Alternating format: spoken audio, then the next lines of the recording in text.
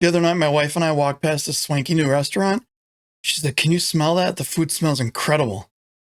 Well, I'm a nice guy, so I figured, you know what? I should treat her. So we walked by again.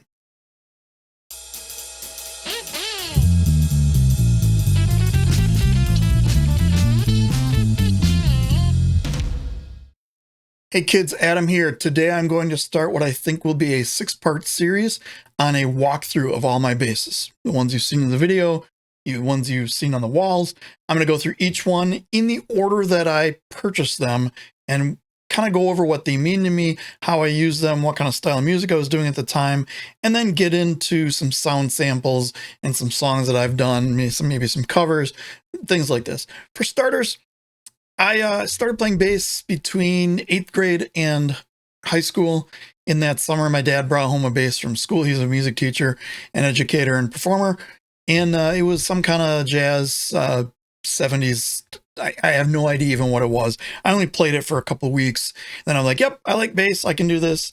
And the local music shop actually donated a Echo Beetle bass copy. I'll put a picture over here somewhere. This thing looked not like what it should have looked for a player of what I was doing. I was into mostly, 80s and 70s hair metal and heavier stuff, Zeppelin, Rush, Black Sabbath, Dio, Anthrax, Ozzy, that whole genre of music. And for me to be playing this Beetle bass was weird. It didn't play very well. Flat wound strings on it that I never really liked. All this extra hardware that I ended up taking off. It wasn't really even wood. It was some kind of plastic. You could actually take the neck and like bend it down, half an octave or whatever. And because it was semi-hollow bodied, anytime I played it through an amp and I was too close, it had this awful feedback. When I was in high school, the band director and I got along really well. I was in jazz band, I was in orchestra and cello and a number of other things.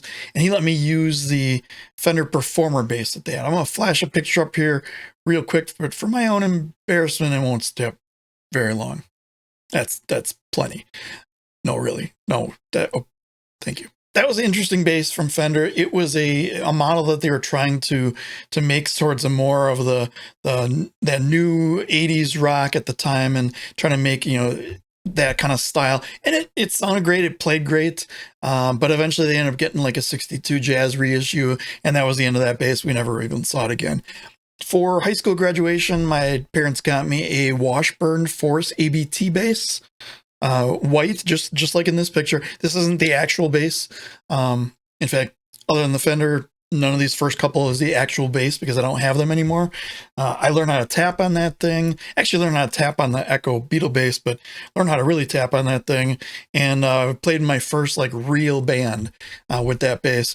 It was great. It was a bit cheap, $200 or $300 bass, PJ style. I wanted something better. So I saw a guy playing a P bass, and I said, that's what I want because I want to be just like that guy. I don't even remember who he is anymore. So I traded in the Washburn, got red, very similar to this looking 1995, 96-ish Mexican-made P bass. Didn't really even know what I had. Started playing in heavier bands then. I was doing almost like a thrash metal band. Shout out to Steve and Rick and Rod from Introspector. I haven't talked to those guys in many, many years, but that was a fun time. Really getting my chops up, playing basically lead guitar on bass. And we were in a studio and one of the engineers was like, well, you can't record with this thing. You don't have a treble bar pickup. I'm like, what the hell is a treble bar pickup? At this point in my life, I had no idea other than here's the notes and I can play and I know all the theory and I know what to play. I just don't know anything about the instrument or the amps or anything that, played with through a PV stack that was super loud, but didn't really sound very good. Found out a treble bar pickup is what he meant was a jazz pickup.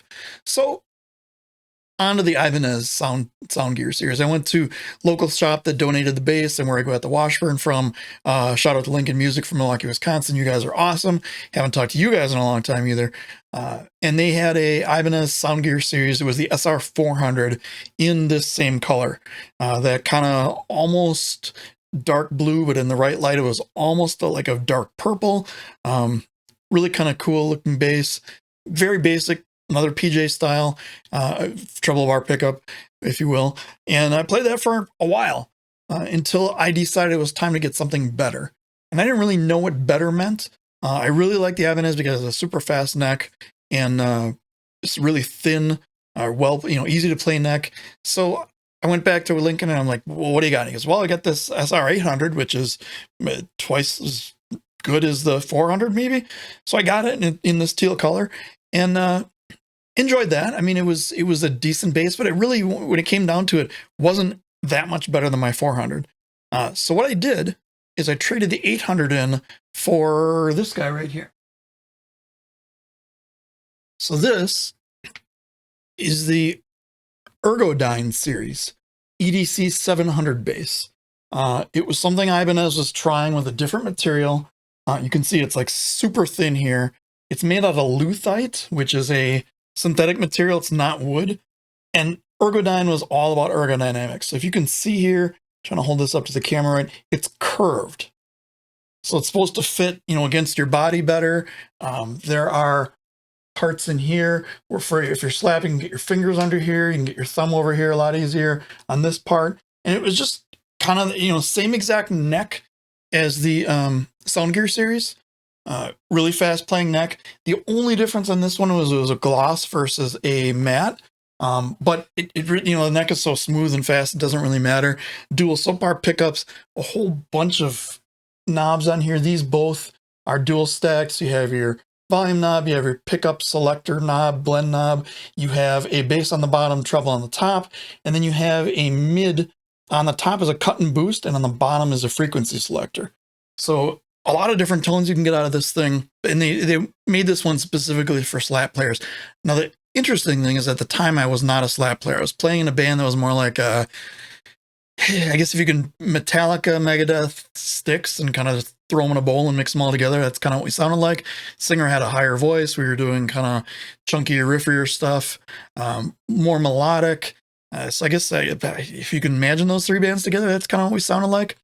But it worked. It sounded good. It sounded better than the SR800. It sounded better than the SR400. But it was still kind of what we would consider these days as a budget bass. This thing was maybe $600, maybe $700 at the time.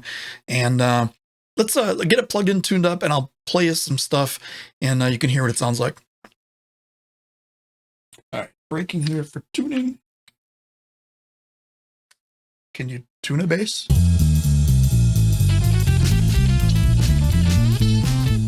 All right, so here we are tuned up. It is a nasally sounding, even with the EQ and the mid-band shift, it's a very nasally sounding bass.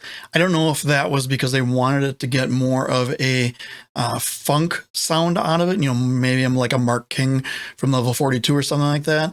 Or if it's just the way, because it's not a real wood bass. Ask any of the Fender guys, they're going to tell you it's because it's not real wood. I don't know.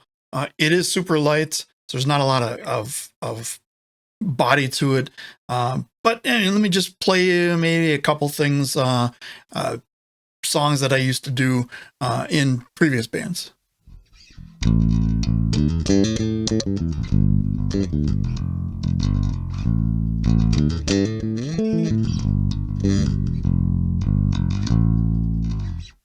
It's okay. It has kind of a nasally, real tight sound to it.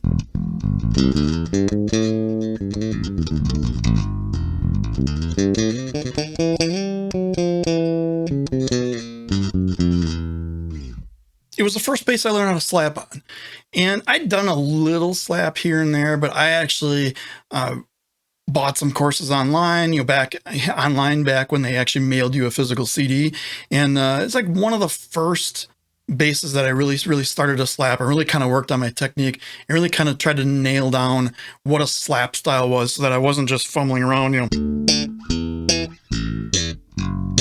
So here's like the first real slap riff that I learned and we made into a song. This is like early 2000s. It's not very creative. There's two chords, a G and a C, and we called it Higher Ground. Not the not the one that you're thinking.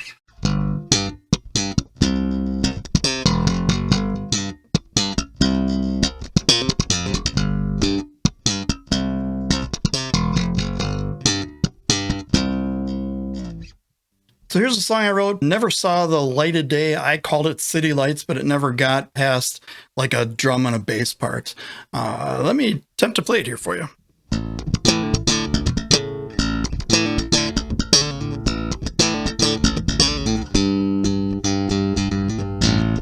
First bass I ever slapped on. It, after I got rid of it, I never opened the case again. There was one time I put a set of piccolo strings on it, was doing some like fake guitar running through like the old Guitar Rig version 1 to try to get, you know, some distorted guitar chords in there. And then I just bought a $100 Strat, and, you know, that was the end of that. But interesting bass. It means, you know, it has like a sentimental value to me because it was like the first thing I learned how to slap on. Played it in probably 3 bands right in a row. And there it is, the Ibanez Ergodyne EDC700 bass. If you like this kind of video and you like the idea of it, leave me a comment below. Let me know what was your first bass. I always start with that. Let me know what your first bass was. Let me know what the first bass was that you really fell in love with and really, you know, learn how to play and learn how to do something special and what that was. Otherwise, comment, subscribe, like, hit the little bell thing, and there's a link down below to buy me a Coke. Don't forget about the brand new-ish unofficial users group for Reaper Discord server, and that link is in the description as well. Until next time, have yourself an amazing week.